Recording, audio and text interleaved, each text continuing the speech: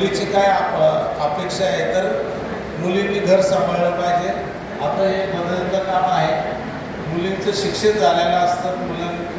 मुलींकडे काही कला गुण असतात, त्यांचा शिक्षणाचा झाला पाहिजे.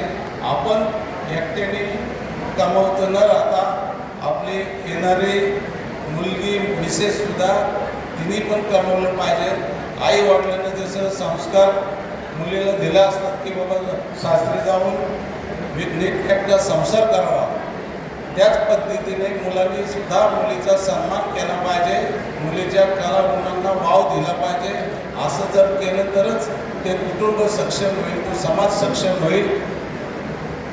आणि आज ह्या आपल्या या संयोगाने जे 1.5-2 महिने मेहनत घेतलेली आहे, त्या मेहनती फक्त केवळ समाजाची सेवा व्हावा, समाजाचा विकास व्हावा यासाठी केलेली आहे.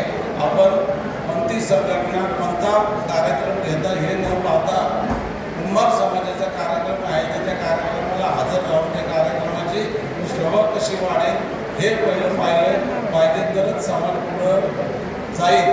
आणि असं डोक्यात ठेवू नका का ह्यांचा कार्यक्रम आहे आपण कशाला जायला पाहिजे असं न करता सर्वांच्या कार्यक्रमाला जाऊन समाजाची प्रतिष्ठा वाढवली पाहिजे. आणि सर्व या नियोजित उमेदवारांना योग्य जोडीदार मिळावा म्हणून आम्ही सर्व पदाधिकाऱ्यांच्या वतीनं समाजाच्या वतीनं त्यांना शुभेच्छा देतो. जय गौरबा, जय महाराष्ट्र. अटल न्यूज सोलापूर अकलूज विष्णू कुंभार.